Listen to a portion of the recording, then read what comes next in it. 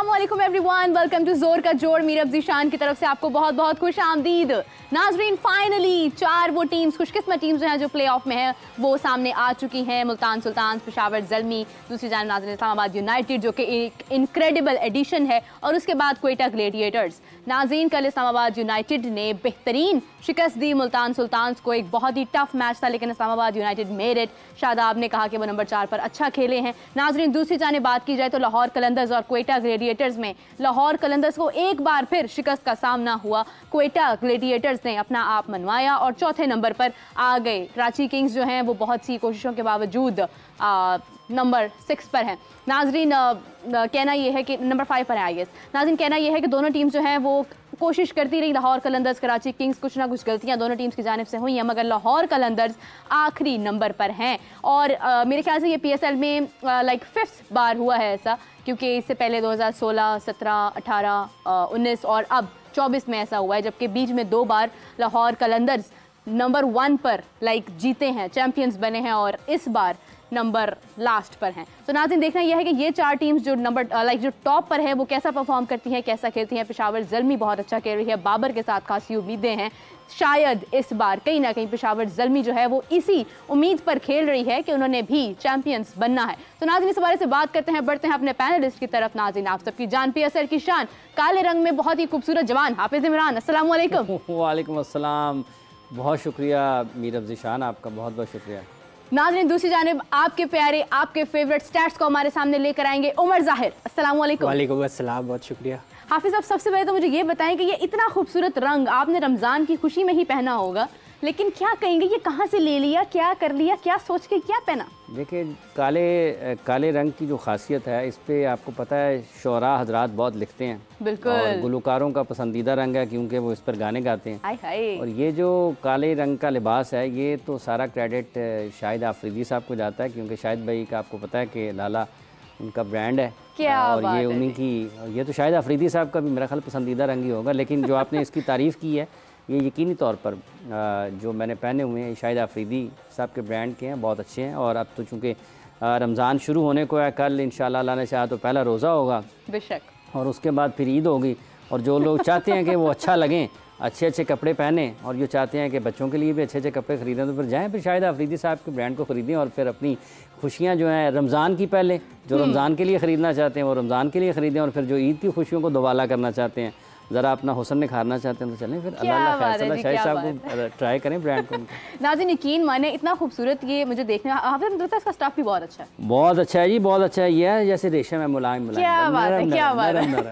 तो ये आपको गिफ्ट मिला है, आप भी जाकर लेकर आए हैं? देखें जी, बात ये है कि ये तो शाहिद भाई की मेहरबानी है, तोहफा ही समझे उनकी तरफ। शाहिद आफरीदी साहब की मोहब्बत है, उनका प्यार है, और यकीनन ये एक अच्छी एडिशन है जब आप एक दूसरे को रमज़ान में, ईद में जब आप तहाइफ देते हैं, बल्कि आप जब जाके खुद भी शॉपिंग करते हैं, आपकी कोशिश होती है कि आप इधर उधर लोगों को गिफ्ट्स दें, ईद पर जो है वो तोहफे तहाइफ दें। नाज़रीन, इसी के साथ साथ हम मैच की तरफ बढ़ते हैं। हाफिज़ साहब, आपसे जानना बहुत ज़रूरी हो चुका है कि कल के मैच में क्वेटा ग्लेडिएटर्स के साथ जब लाहौर खेल रहा था, हमारे बॉलर्स ज़मान, शाहीन, फिर इसके अलावा अगर बैटिंग साइड पर भी देखी जाए अब्दुल्ला ने रन्स किए, लेकिन हाफिज़ साहब कोई एक जो था एक लास्ट मैच था जिसके अंदर वो कोशिश करते शायद बहुत अच्छा परफॉर्म कर जाते, इसके बाद तो आगे बिल्कुल ही कोई उम्मीद नहीं है। जबकि समीन राना साहब की भी उम्मीद है कि शायद आगे मैचेस जीते जा सकते हैं, मगर फॉर्म को, टेक्निक्स को देखते हुए लग नहीं रहा कि लाहौर कलंदर्स किस तरह से प्रिपेयर्ड थे या प्रिपेयर्ड आगे हैं कि एक मैच भी और जीत जाएं। उमर साहब भी बड़े अच्छे लग रहे हैं, 3 रंगों में इनके। अच्छा, उमर साहब की तरफ बढ़ूंगे, उनके लिबास की भी तारीफ करेंगे। अभी जरा मैच की बड़ी क्रिटिकल सिचुएशन है जो कल का हुआ है, तो जरा जानना बहुत जरूरी है। 1122 आ गया मैच के ऊपर। अच्छा, सब यकीन करें ये 1122 वाला ही मामला है।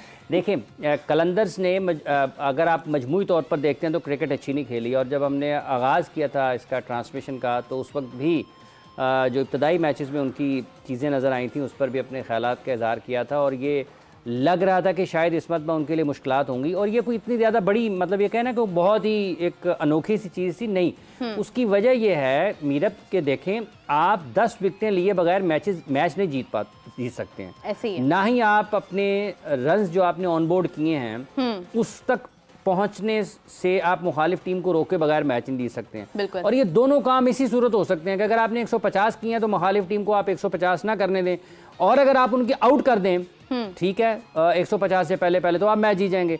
या आप उनको पहले बॉलिंग करते हैं तो आप उनको इतने रन ना बनाने दें, जल्दी विकेटें उनकी हासिल कर लें।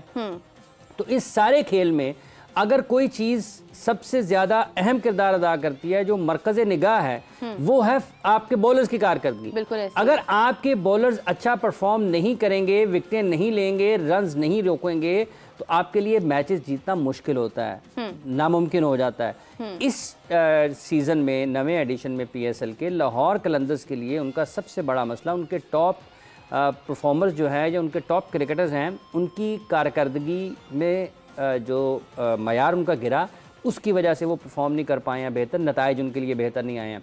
आप देखिए फ़खर जमान ने पूरे मैचेस में अब तक सिर्फ एक मरतबा 50 से ज़्यादा रन स्कोर किए हैं, और वो भी उस वक्त किए हैं जबकि खेल ख़त्म हो चुका था। एक हिसाब से वो रस्मी कार्रवाई बाकी थी। 6 मैचेस हारने के बाद ना 4 मैचेस रस्मी कार्रवाई थे, उसमें कोई दबाव नहीं था, उसमें किसी किस्म का कोई उनके ऊपर ये नहीं था कि कुछ उनका दाव पर लगा हुआ है या उनका कोई बहुत ज़्यादा नुकसान उसके बाद हो जाना है। ऐसे ही तो ये उनके फ़खर जमान, शाहीन आफरीदी, जमान खान, हारिस रऊफ़, डेविड विज़े अनफिट, पूरे मैचेस खेले नहीं, राशिद खान आए नहीं, राजा पक्सा आए नहीं, ये वो चीज़ें हैं जो हम ये कह सकते हैं कि उनके लिए ख़राबी का बायस बनी। लेकिन क्या जो अवेलेबल रिसोर्सेज थे उनसे बेहतर तरीके से फ़ायदा उठाया गया, इसके ऊपर भी सवालिया निशान है। नहीं उठाया गया। अब्दुल्ला शफीक को मैचेस नहीं मिले उस तरीके से। अगर वो 2 सीज़न मुसलसल अच्छा परफॉर्म करते हुए आ रहे हैं तो आपने अपना ओपनिंग पेयर तोड़ा, लेकिन उसके जवाब में आप ये कह सकते हैं कि साहिबजादा फरहान ने रन्स किए। अगर अब्दुल्ला की जगह पर साहिबजादा फरहान को खिलाया गया तो उन्होंने रन्स किए। मसला आया फ़खर जमान के रन्स ना करने की वजह से। बिल्कुल ऐसे ही। जब आप देखें 200 रन्स भी किए हैं, हुए हैं और चेज हुए हैं इनके खिलाफ, ठीक है, 160-70 वाला मैच जीते भी हैं। इनके लिए ऑन पेपर अगर आप देखते हैं तो बहुत बासलाहियत खिलाड़ियों की टीम है।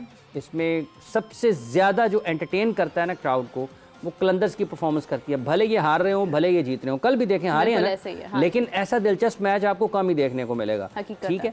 तो ये इनके जो मसाइल थे कि इन्होंने, पहली बात, इनके पास जो इनके बेस्ट प्लेयर्स थे वो नहीं थे। दूसरी बात, जो इनके पास थे उनका बेहतर तरीके से फ़ायदा नहीं उठाया गया। और तीसरी बात कि ड्यूरिंग टूर्नामेंट इनके जो जिनके ऊपर बहुत इन्हिसार करते हैं वो उनकी भी अदम दस्तयाबी इनके लिए मसला रही है।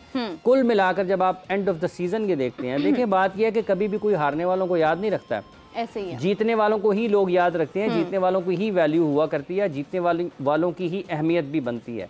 आप भले जितनी मर्जी अच्छी क्रिकेट खेल जाएं।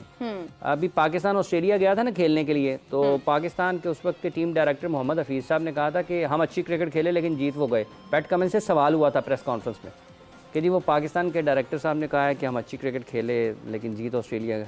वो मुस्कुराए, उन्होंने कहा कि अच्छा लेकिन जीत तो भी तो कोई अहमियत है ना, वो जीत गए। बिल्कुल ऐसे ही है। सो आप एक प्रोसेस में जब आप होते हैं या आप रीबिल्डिंग में होते हैं, आप इन चीज़ों को देखते हैं, लेकिन टूर्नामेंट वो जगह होती है जहाँ पर आप अपने बेस्ट परफॉर्मेंस के साथ जाते हैं। जहांदाद खान एक अच्छा इजाफा है उनकी टीम में। एहसन भट्टी, मेरा ख्याल है कि जो उनकी तवक्कुआत थी वो उनसे पूरी नहीं हुई हैं और उनके लिए मुश्किलात होंगी। ये जब आपके बड़े मैचेस में जब आप हाईएस्ट लेवल के ऊपर जाते हैं ना, उनके लिए ये हाईएस्ट है, ठीक है।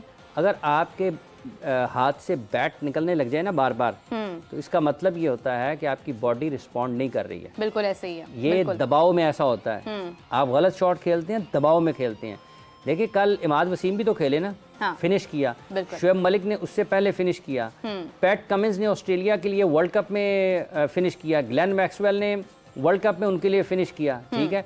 रोहित शर्मा की जब ज़रूरत पड़ी इंडिया को वर्ल्ड कप में फाइनल को निकाल दें, उन्होंने परफॉर्म किया। विराट कोहली आउट हुए, बैटिंग का अंदाज बदला, लंबा खेले, 100 कर गए, 3 आउट हो गए, 2-3-4 रन के ऊपर। विराट कोहली और केएल राहुल की पार्टनरशिप लगी, लक ने उनको फेवर किया, लेकिन उन्होंने भी दबाव कबूल किया, दबाव का सामना किया और अपनी टीम को निकाल कर ले गए। अगर उनके हाथ से वहां पर बल्ला छूटना शुरू हो जाए, एक के बाद एक गलतियां करते चले जाएं, दबाव में आ जाएं, जब आप दबाव में आते हैं तो आप गलती करते हैं। बिल्कुल ऐसे ही, दबाव में ही गलती होती है। ऐसा नहीं है कि आप एम ही उठा के, मतलब ये देखें इस क्वेटा ग्लैडिएटर्स का और कराची का मैच था मेरा ख्याल है, जिसमें आखिरी ओवर में अकील हुसैन और रदरफर्ड ने रन्स भी बनाए थे ना, तो दायरे में से 2 ले लिए थे उन्होंने, और कोई भी खिलाड़ी फील्डर जो था ना तो स्ट्राइकर एंड पे विकेट कीपर पहुंच सके बॉल लेने के लिए, ना ही नॉन स्ट्राइकर एंड के ऊपर कोई फील्डर पहुंच चुका। और ये जो वक्त लिया अनवर अली ने ये फैसला करने में कि मैंने थ्रो किस साइड पे डालनी है, उधर फेंकूं उधर फेंकूं, इतनी देर में वो दूसरा रन ले गए। तो ये दबाव बड़ा अहम किरदार अदा करता है। तो एहसन भट्टी के केस में ये ज़रूर देखा जा सकता है कि हो सकता है कि वो ज़हनी तौर पर उतने मजबूत ना हो जितना होना चाहिए उस लेवल के ऊपर। शाहीन की कारकर्दगी देखिए, कल जैसे रन्स हुए हैं उनको, सऊद शकील को हाँ, आखिरी ओवर में जो रन्स हो गए ना, सऊद शकील ने जो बैटिंग की है, एक तो उनका उसको 88 रन्स क्रेडिट उनका कि उन्होंने बड़े कंपोज रहे और मौजूद रहना। हाफिज साहब 20 ओवर पूरे खेल गए ना, मैच फिनिश कर गए, 20 ओवर पूरे खेल गए। शाहीन पाकिस्तान के कप्तान है, दुनिया के बेहतरीन बॉलर्स में उनका शुमार होता है, और जिस तरीके से उन्होंने अहेड थे उनके और अपनी प्रोसेस के ऊपर रहे, जिधर बॉल था कुछ उन्होंने रिस्की शॉट्स भी खेले, लेकिन जो उन्होंने सीधा छक्का बाउंड्री लिया ना आखिरी ओवर में उनके बॉलिंग पर, वो यकीनी तौर पर उनकी टेक्निकल साइड जो है वो उसका इजहार है कि वो ज़हनी तौर पर मजबूत हैं और अपनी बेसिक्स के साथ जुड़े रहे। सो ये बहुत सारी ऐसी चीज़ें हैं जो अब आप कलंदर्स की कारकर्दगी के ऊपर बात करने के लिए बैठेंगे तो आपको नजर आएगा। फास्ट बॉलर्स की कारकर्दगी, स्पिनर्स की कारकर्दगी, बैटर्स की कारकर्दगी एक हो गया। टैक्टिकल साइड के ऊपर चले जाएं, क्या ये बेहतर फैसला था ओपनिंग पेयर का, क्या ये वन डाउन का बेहतर फैसला था, कि ये बैटिंग ऑर्डर में जो छेड़छाड़ थी एहसन भट्टी और उनका पहले आना डेविड वीज़ा से और सिकंदर रजा से, क्या ये ठीक था? क्या शाहीन को हर मैच में, हर दूसरे मैच में बैटिंग ऑर्डर को चेंज करके ऊपर आ जाना चाहिए था या नहीं आना चाहिए था? जबकि जो इसके अहल हैं वो लोग नीचे बैठे हुए हैं बैटिंग ऑर्डर में, तो क्या ये ठीक था? फील्डिंग, क्या कैचेस जिस वक्त लिए गए क्यों नहीं लिए गए, उसके ऊपर कितने काम करने की ज़रूरत है? क्या ऐसा तो नहीं है कि खेल के ऊपर उतनी ज़्यादा तवज्जो नहीं थी जिसकी होनी चाहिए थी? क्या आपको बहुत ज़्यादा, या फिर ये भी कहा जा सकता है कि क्या वो ज़रूरत से ज़्यादा खुद एतमादी का शिकार तो नहीं हो गए? उन्होंने ठीक है ये हमारा आसानी से जाएंगे, ट्रॉफी उठाएंगे, तीसरी मरतबा चले जाएंगे। तो बहुत सारी ऐसी चीज़ें जिनके ऊपर सवाल हो सकता है, बात आप रिव्यू करेंगे ना। लेकिन जो अच्छी चीज़ हुई है, जहादात खान की आमद हुई है, जिस टेम्परामेंट के साथ उन्होंने क्रिकेट खेली, हर दूसरे मैच में उन्होंने कहीं ना कहीं बॉलिंग में या बैटिंग में या फील्डिंग में, खेल के तीनों शोबों में उन्होंने कहीं ना कहीं अपनी मौजूदगी का एहसास दिलाया। भले वो कैचेस लेने की बात हो, भले वो छक्के लगाने की बात हो, भले अच्छी गेंदबाजी की बात हो, उन्होंने हर दूसरी जगह पर अपनी मौजूदगी का एहसास दिलाया। ये एक अगर काम इनके ऊपर बेहतर होता है, ये इनका टेम्परामेंट बेहतर होता है, अपनी शॉट्स को बेहतर करते हैं, तो मिडल ऑर्डर में जहाँ पर पाकिस्तान को ज़रूरत है आने वाले दिनों में ये चैलेंज बन सकते हैं किसी भी पाकिस्तान के लिए। अगर ये साल, अगर कुछ साल अच्छा खेल जाते हैं ना T20 में, ये टेम्परामेंट के एतबार से जो हमारे फास्ट मीडियम फास्ट बॉलर हैं, जो ऑलराउंडर्स की कैटेगरी है ना, ये उसमें आपको कहीं ना कहीं ज़रूर नज़र आए। ये चैलेंज करेंगे अपने दीगर जो इनके साथ क्रिकेट खेलने वाले हैं, टेम्परामेंट के हिसाब से भी, और जो उनकी शॉट्स की वेरिएशन है, फिर फिट है। आप देखिए बिल्कुल रिलैक्स फेस है, बिल्कुल। किसी और को देखते हैं, आप देखते हैं लगता है कि यार ये कहीं चेहरे से कुछ परेशान है। तो बहुत सारी चीज़ें ऐसी हैं जिन पर काम की ज़रूरत है और वो करेंगे यकीनी तौर पर। बहुत सारी ऐसी हैं जो उनको आप कह सकते हैं कि उनको इससे हौसला ज़रूर मिलेगा कि चलें और कुछ नहीं तो हमने ये कुछ तो ज़रूर हासिल किया। बिल्कुल ऐसे ही है, बिल्कुल ऐसे ही। जैसे हम कुछ ही दिन पहले हम जिक्र कर रहे थे कि हमें PSL में कोई ऐसे नौजवान खिलाड़ी नहीं मिल रहे हैं। उसमें देखा जाए तो सिकंदर रजा, जहादाद, ये वो नाम है जो हमें लग रहा है कि ये आने वाले वक्त में बेहतरीन खिलाड़ी बन सकते हैं। और हमारी इनके साथ सपोर्ट, दुआएं, और एक तरह से बल्कि सपोर्ट की बात नहीं होती है, जो अच्छा खेलता है उसके साथ ऑटोमेटिकली सपोर्ट भी आगे बढ़ जाती है। कल मैच मुल्तान सुल्तान्स और इस्लामाबाद यूनाइटेड का भी था, जिसमें इस्लामाबाद यूनाइटेड ने मुल्तान सुल्तान्स को शिकस्त दी है, जो कि एक बहुत बड़ी बात है। उमर, आपसे जानना चाहूंगी, स्टैटिस्टिकली क्या लग रहा था कि मुल्तान सुल्तान्स को इस्लामाबाद यूनाइटेड इतनी आसानी से नहीं कहेंगे, कोशिश थी, मेहनत थी, शिकस्त दे देंगे? देखिए, क्रिकेट जो है वो हुस्न है किसी चीज़ का भी, मतलब अनप्रडिक्टेबिलिटी का हुस्न है। और आप ये देखें कि इस्लामाबाद यूनाइटेड ने, जैसे कि मैं आपको अर्ज़ कर रहा हूँ कि ये जब डेथ स्टेज पे जाती है PSL तो अपना बेस्ट देती है। तो कल भी उन्होंने दिखाया, 229 रन का माउंटेन टोटल उन्होंने जो है वो चेस किया, और ये PSL की हिस्ट्री का 3rd हाईएस्ट रन चेस है। अच्छा, इसी तरह जो है उसमें खूबसूरती की बात यह है कि कोलन मनरो जो कि उस रन चेस का आर्किटेक्ट थे, उन्होंने 40 बॉलों में 84 किया। अच्छा, उस 84 जो उन्होंने किया 40 बॉलों पे, उसमें से सिर्फ 40 बॉलों में से 8 डॉट बॉल्स खेली उन्होंने, और 14 सिंगल्स ली उन्होंने, और 2 डबल्स ली उन्होंने, और 9 चौके उन्होंने मारे और 5 छक्के उन्होंने मारे। तो दिस शोज के कितनी जो है उन्होंने मेहनत की इस और शदाब के साथ जो 141 रन की जो पार्टनरशिप की है उन्होंने, एंड ये यूनाइटेड के लिए 3rd हाईएस्ट पार्टनरशिप है। और शदाब खान को भी क्रेडिट जाता है जो उन्होंने 54 रन्स किए, बहुत ज़बरदस्त थे। और एंड में डेथ स्टेज में जब जो एक प्लेटफॉर्म था बस उसको इम्प्रोवाइज़ करना था, तो इमाद वसीम ने 13 बॉलों में 30 रन स्कोर किए और उन 13 बॉलों में सिर्फ 1 डॉट बॉल खेली इमाद वसीम ने। और आप ये देख लें बाकी उन्होंने 6 सिंगल किए और जो है इसके अलावा 6 चौके मारे और 1 छक्का मारा। तो ये इस्लामाबाद यूनाइटेड के लिए जो है बहुत एक उम्दगी से उन्होंने जो है मैच जीता। और अब मेरा ख्याल है इनका कॉन्फिडेंस बहुत ऊपर चला गया। और मुल्तान सुल्तान्स की अगर बात करें तो वो भी बहुत अच्छा खेले, बैटिंग उस्मान खान छा गए एक बार फिर और उन्होंने 50 बॉलों पे 100 रन स्कोर किए। और आप ये देखें कि बड़ी उन्होंने मेहनत उन्होंने की है, 15 चौके उन्होंने मारे माशाल्लाह से और 3 छक्के उन्होंने मारे। और इसके अलावा उन्होंने 14 सिंगल्स लिए।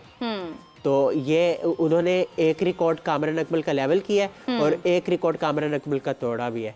मतलब एक जो लेवल किया है वो ये किया है कि 3 उन्होंने सेंचुरियाँ बनाई है पीएसएल में और कामरान अकमल ने भी 3 बनाई हुई है, तो सबसे ज़्यादा। तो और जो रिकॉर्ड तोड़ा है कामरान अकमल ने 74 इनिंग्स ली थी ये 3 सेंचुरियाँ करने में। और उस्मान का जो है दूसरा सीज़न है और उनकी 14 इनिंग्स है और उन्होंने 3 सेंचुरियाँ कर दी 14 इनिंग्स में। बिल्कुल बिल्कुल, बेहतरीन बेहतरीन। अच्छा, जब इस तरह से मतलब स्कोर बढ़ता है और जब खिलाड़ी खेलते हैं तो हमें ना प्रोग्राम करने का, डिस्कशन करने का भी एक अलग ही मज़ा आता है। अच्छा, कल एक बड़ी एक कह लें कि उस तरह की चीज़ हुई है जो अक्सर ही होती है क्राउड में और नाकाबिल बर्दाश्त है, इसकी सख्त मजम्मत की ज़रूरत है। हाफिज़ साहब, आपसे जिक्र करना चाहूँगी, कल मोहम्मद आमिर मौजूद थे और क्राउड की तरफ से काफ़ी ऐसे अल्फाज का इजहार हुआ जो कि नहीं करना चाहिए। आप अगर खेलने आए हैं तो आप खेल देखने आए हैं तो आप खिलाड़ियों से भी मोहब्बत का इजहार करें, ना कि आप उनको इंसल्ट करें, किसी को भी कोई राइट नहीं है। मोहम्मद आमिर ने भी उसके रिस्पॉन्स में उनको जवाब दिया और उनको बल्कि ये कहा कि ये सीख कर आते हैं आप। इस हवाले से क्या कहेंगे हाफिज़ साहब? देखिए, पहली बात तो ये है, मेरा ख्याल है कि कोई भी खिलाड़ी हो मेरा ख्याल है जवाब नहीं देना चाहिए, पहली बात। लेकिन ये आप इसका इन्हिसार हर उस शख्स पर होता है जिसके बारे में आप कोई बात करते हैं। कुछ लोग ऐसे होते हैं, कुछ क्रिकेटर्स ऐसे होते हैं जो जवाब नहीं देते, बर्दाश्त करते हैं। कुछ ऐसे हैं कि जो जवाब देते हैं, नज़रअंदाज करते हैं, बदल नज़रअंदाज करते हैं।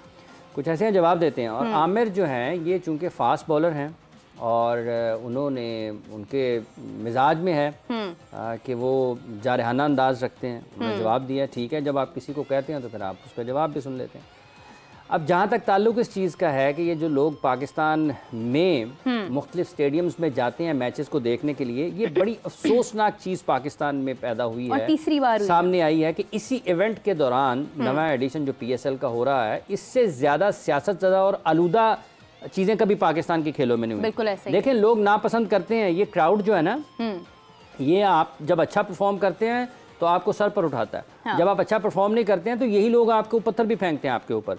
लेकिन ये खेल से जुड़ी चीज़ें हैं कि आपके खेल से अगर आपको किसी को मुतासर नहीं कर पाए हैं तो लोग आपको, पाकिस्तान इंडिया का मैच हो रहा हो कदाफी स्टेडियम में और पाकिस्तान के खिलाड़ी हार जाएंगे ना तो लोग उनको पसंद नहीं करेंगे। बिल्कुल ऐसे ही लोग वहाँ पर अपनी टीम को फतह याब देखना चाहते हैं। लेकिन PSL में चूंकि ये एक, इसका कोई ये नहीं है कि 2 मुल्कों की टीमें आमने सामने हैं, ये एक तरह से आपकी लोकल टूर्नामेंट है। इसमें अगर आप देखने के लिए गए हैं तो आप वहाँ पर खिलाड़ियों को इस तरह के नारे नहीं लगाने चाहिए, ना मुनासिब अल्फाज में नहीं बुलाना चाहिए, ना वहाँ पर सियासी जलसा उसको बनाना चाहिए। स्टेडियम को, वो स्टेडियम है, उसको स्टेडियम में रहने देना चाहिए। मैं आपको ये बता रहा हूँ कि ये बड़ा मुश्किल होगा आने वाले दिनों में।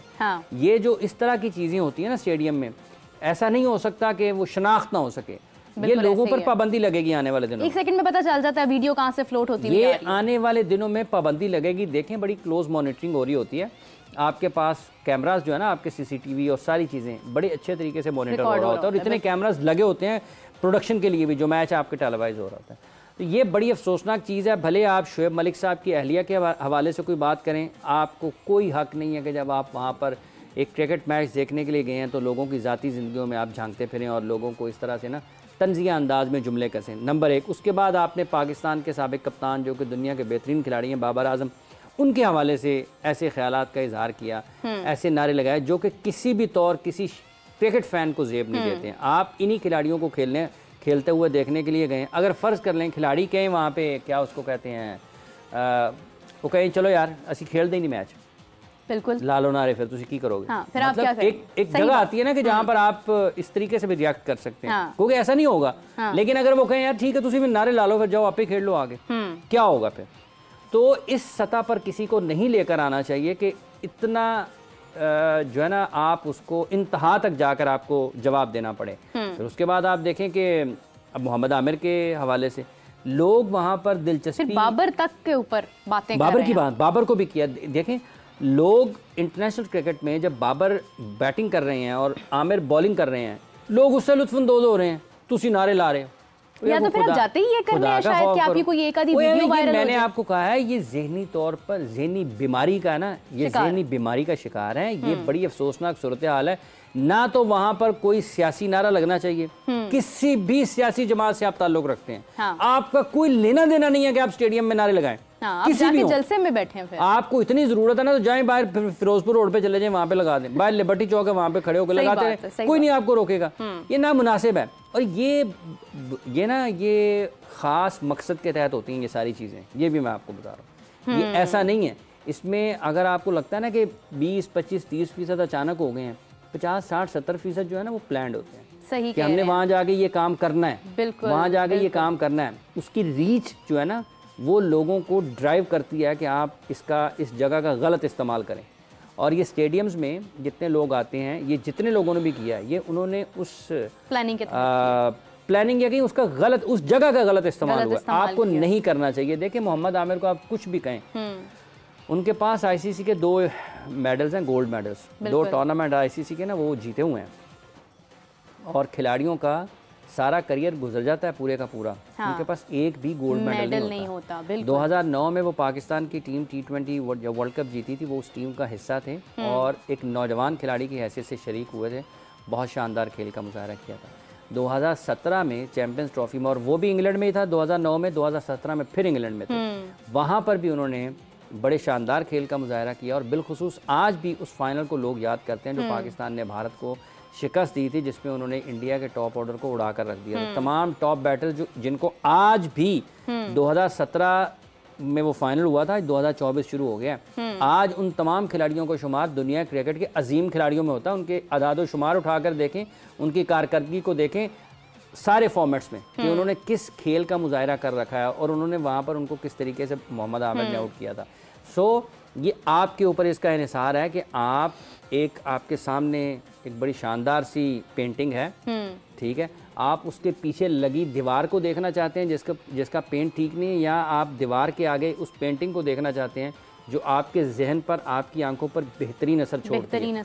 तो ये कुछ लोग ऐसे हैं जो पीछे दीवार है ना जिसके ऊपर रंग रोगन नहीं है, वो कील लगा हुआ है, वो पुराना लगा हुआ है, वहाँ पर पीछे जो है ना वो पेंट ठीक नहीं है, तो तुसी देख लो दीवार, आपके सामने पेंटिंग भी है ना, तो जो उनका फेस है आपके सामने वो 2009 वाला भी रहना चाहिए और 2017 वाला भी रहना चाहिए। और अगर आप किसी को करते हैं ना यूं करके कि आपने ये किया है, तो फिर आपकी तरफ भी 4 उंगलियां आती हैं।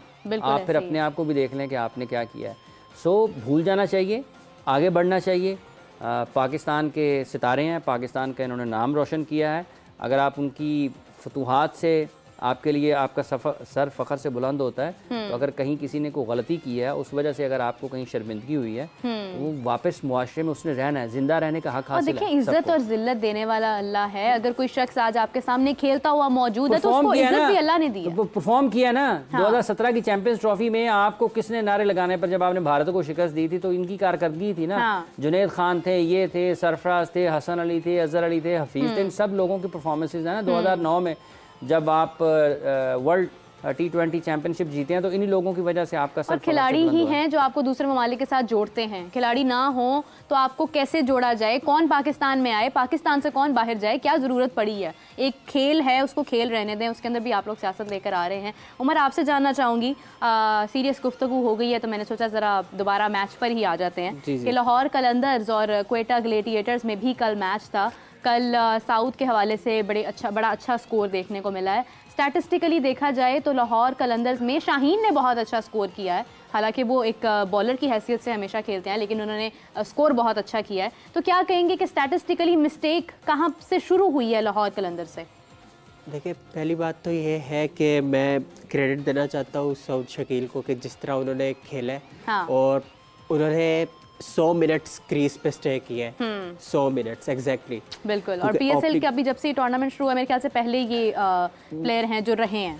मेरे हिसाब से इस पे भी हम ज़रा रोशनी डालेंगे फर्दर इंशाल्लाह कभी, लेकिन उन्होंने 100 मिनट स्टे किया विकेट पे और ये बहुत बड़ी बात है। और उन्होंने अपने टेक्निकली स्टाइल के साथ इनिंग को लेकर चले, 65 गेंदों में उन्होंने 88 रन स्कोर किए और उन्होंने 22 डॉट बॉल खेली, लेकिन उन्होंने 22 सिंगल्स भी किए और उन्होंने डबल्स भी किए और जो है उन्होंने 5 जो है वो चौके मारे और 4 छक्के मारे उन्होंने, तो इनिंग्स को जो है एंकर किया प्रॉपर।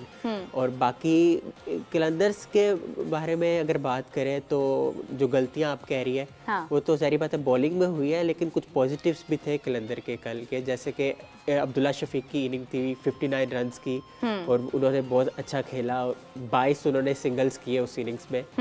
और कैप्टन शहीद शाह अफरीदी ने भी बड़ी उम्दगी के साथ बैटिंग की उन्होंने। तो लेकिन ये था इन दी एंड के सऊद शकील की जो रेसिस्टेंस थी ना वो हैवी हो गई। तो ये चीज़ है सारी। बिल्कुल सही। बल्कि एक और बात मैं ऐड करना चाहता हूँ कि उसामा मीर ने जो पहला मैच हुआ मुल्तान सुल्तान्स का, अभी तक उसामा मीर टूर्नामेंट के लीडिंग विकेट टेकर है, लेकिन कल उन्होंने जो है ना एक्सपेंसिव बॉलर होने का भी एक रिकॉर्ड अपने नाम किया। पीएसएल के वो सेकंड मोस्ट एक्सपेंसिव बॉलर बन गए। उन्होंने 68 रन दिए 4 ओवर में और कोई विकेट नहीं ली। और ये कैस अहमद है अफगानिस्तान के प्लेयर, उनसे नीचे वो आ गए। तो ये भी एक उसामा मीर का एक रिकॉर्ड है। बिल्कुल सही, बिल्कुल सही, बेहतरीन। अभी हम लोग कुछ देर पहले सिकंदर रजा की बात कर रहे थे हाफिज साहब, क्योंकि जब मैचेस जारी होते हैं कंट्रोवर्सीज भी आती रहती हैं सामने, काफ़ी डिफरेंट चीज़ें आती हैं। कोड ऑफ कंडक्ट के तहत की खिलाफ वर्जी के तहत सिकंदर रजा पर भी फाइन आयद हुआ है, इस हवाले से क्या कहेंगे आप? क्या तो सिकंदर रजा के ऊपर भी आया और उसके साथ साथ जो है ना क्या नाम नसीम शाह भी उस शिकंजे में आए हैं। जहाँ तक ताल्लुक इस्लामाबाद यूनाइटेड और मुल्तान सुल्तान्स के मैच का है, उसमें जो हैं नसीम शाह, इनके ऊपर ज़ाब्ता अखलाक की जो लेवल 1 खिलाफ वर्जी है वो करने पर मैच का 10% जुर्माना आयद किया गया है।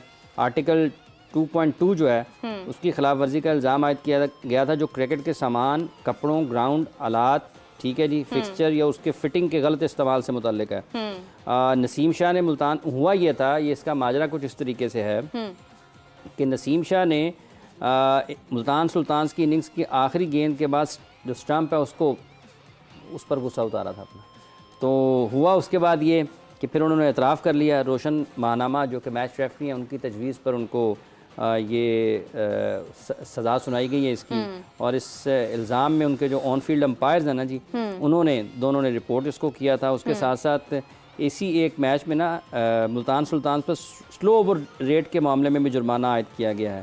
तो ये चीज़ें हुई हैं इनके साथ। और दूसरा वो था, क्या नाम है उसका, सिकंदर रजा पर भी फ़ाइन हुआ है। हाँ, कल कोड ऑफ कंडक्ट की खिलाफ वर्जी के ऊपर उनको भी सज़ा के मुस्तहिक वो भी करार पाए हैं, उनके साथ भी हुआ है। लेकिन इसके साथ साथ जब आप बात कर रही हैं ना जी मोहतरमा मीर अब्जी शान साहिबा, ये पाकिस्तान के बारे में अभी कुछ देर पहले निदा डार जो कि पाकिस्तान विमेन टीम की कप्तान है, उनसे भी हम बात कर रहे थे शो में। तो उन्होंने भी बहुत इजहार किया इस चीज़ का।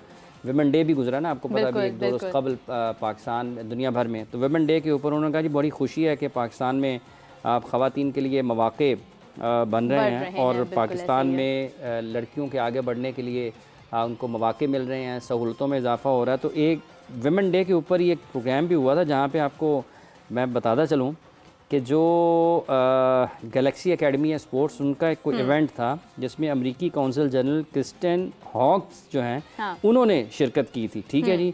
और वो वहाँ पर बच्चों के साथ उन्होंने जो बास्केटबॉल है वो खेला था। क्या बात अब ये जो है ना क्रिस्टियन हॉक्स, इनका जो है ये एक इस लिहाज से आप इसको देख सकते हैं कि किस हद तक तवज्जो है, मोटिवेशन कितनी मिलेगी जब ये बच्चों के साथ खेलती हैं। और ये एक तरीके से पैगाम है पाकिस्तान में। देखें, जब आप मगरिब में बात करते हैं या यूरोप में बात करते हैं, दुनिया के दीगर ममालिक में बात करते हैं, तो लोगों को ये तासुर दिया जाता है कि शायद पाकिस्तान में उतने ज़्यादा मौक़े नहीं हैं। लेकिन ये जो आप इस वक्त अपनी स्क्रीन पर देख रही हैं कि अमरीकी कौंसिल जनरल खुद खेल रही हैं, ठीक है।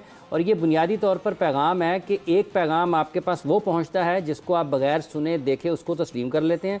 दूसरा ये है, ये अपनी रिपोर्ट में करेंगे कि जाके लोगों को बताएंगे कि पाकिस्तान में ख़वातीन किस हद तक और बच्चों के लिए किस हद तक, लड़कियों के लिए किस हद तक काम हो रहा है। तो ये बहुत खुश आइंदा है इस लिहाज से। एक तो उस दिन की मुनासबत से भी था ये इवेंट, और जिन लोगों ने ये करवाया वहाँ पर काफ़ी लोग मौजूद थे पाकिस्तान में खेल के मुख्तलिफ शोबों से ताल्लुक़ रखने वाले।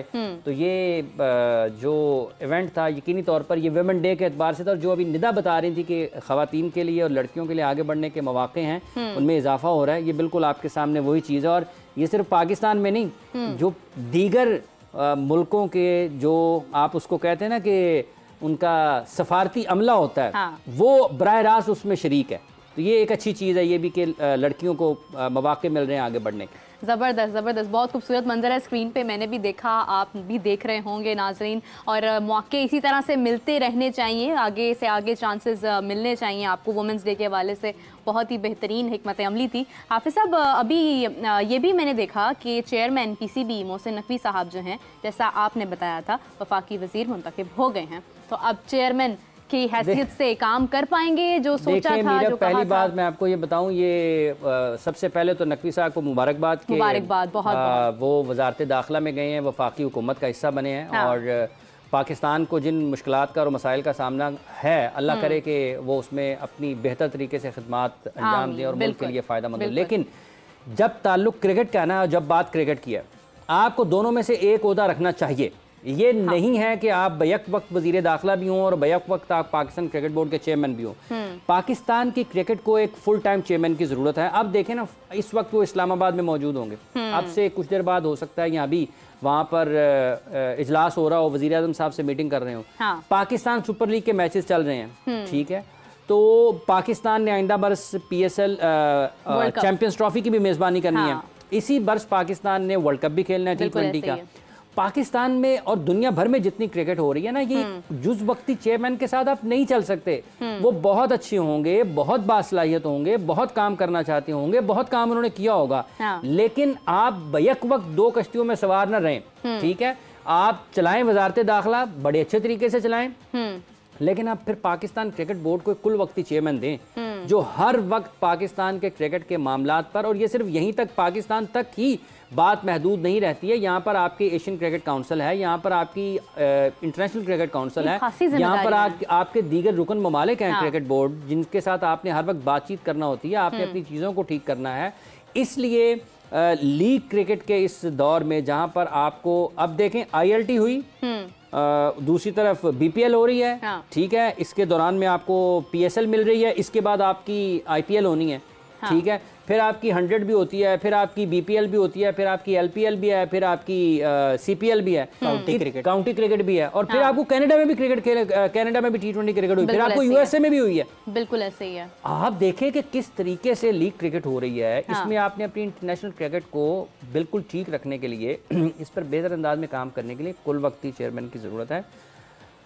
वो इस राय को अहमियत तो नहीं देंगे, उनके ख्याल में वो दोनों काम करना चाहते हैं, लेकिन मुनासिब नहीं है, क्योंकि जिम्मेदारी जो है ना वो मुकम्मल देने की जरूरत है। एक साइड पर रहना चाहिए, साबित भी किया है बतौर वजीर आला, बतौर निगरान वजीर आला, एक साइड पे रहें। आप पाकिस्तान की क्रिकेट की खिदमत करना चाहते हैं, आप पाकिस्तान के क्रिकेट में आ जाएं। आप वजारत दाखिला संभालना चाहते हैं, कोई भी वफाकी वजारत संभालना चाहते हैं, वजीर आज़म बन जाए पाकिस्तान के, कुछ भी कर रहे हैं, लेकिन अपना पूरा तवज्जो एक तरफ रहें। क्रिकेट को क्रिकेट वालों को क्रिकेट चलाने देंगे, जिसको भी क्रिकेट चलाए। इसका एक मतलब ये भी हो सके यार पाकिस्तान में कोई दूसरा बंदा ही नहीं जो क्रिकेट चला सकता है, वही ना, मतलब मुनासिब नहीं है। मतलब ये तो वही बात होगी ना कि अब चेयरमैन PCB मोहसिन नकवी जो हैं, वो वजीर दाखिला को ख़त लिखेंगे, हमें सिक्योरिटी की ज़रूरत है। वजीर दाखिला मोहसिन नकवी जवाब देंगे चेयरमैन PCB मोहसिन नकवी को ही तो दे रहे हैं। और अगर फ़र्ज़ कर लें कि अगर वजीर दाखिला मोहसिन नकवी ने, मैं मोहसिन नकवी को नहीं देना, जॉन नकवी साहब को सिफारिश लेके वैसे बहुत अच्छी बात है, माशाल्लाह से आप इतने काबिल हैं मोहसिन साहब कि आपको हर ओहदे के लिए आप पर नज़र की जा रही है कि ये ओहदा भी आपको दे दिया जाए, ये ओहदा भी आपको दे दिया जाए। मगर मुनासिब ये है कि अगर आप ये तारीफों का सिलसिला जी कि पाकिस्तान टीम का कप्तान भी मोहसिन नकवी साहब को बना दिया जाए, non playing captain, non playing captain. Strategy अच्छी करते हैं, नॉन प्लेइंग कैप्टन। लेकिन हाफिज साहब अगर ये तारीफों का सिलसिला जारी रखने की जरूरत है, मैं आपको एक बात कहूं, सिर्फ तारीफों तक ही नहीं महदूद रहेगा। देखें पाकिस्तान क्रिकेट टीम की कारकर्दगी, चेयरमैन पाकिस्तान क्रिकेट बोर्ड की जो कारकर्दगी होती है ना, वो बराह रास्त जुड़ी होती है पाकिस्तान क्रिकेट टीम की कारकर्दगी। बिल्कुल ऐसे ही है। अगर पाकिस्तान टीम की कारकर्दगी ठीक नहीं होगी, लोग माफ नहीं करेंगे। देखें ना तो वो वजीर आला होंगे, हाँ, और ना उनके पास कोई और सियासी ओहदा होगा। लोगों ने उस वक्त उनको सिर्फ इस तरीके से देखना है कि वो चेयरमैन पाकिस्तान क्रिकेट बोर्ड है, और लोग आपको बहुत बुरे तरीके से आपके ऊपर बात करेंगे अगर पाकिस्तान टीम की कारकर्दगी खराब रहती है। अब देखें ना, जब आपकी होना है वर्ल्ड कप तो चेयरमैन क्रिकेट बोर्ड को उधर भी जाना है, तो वजारत दाखिला खाली पड़ी होगी यहाँ पे, तो क्या मुल्क मुतहम्मिल हो सकता है कि उसका वजीर दाखिला मुल्क में ना हो?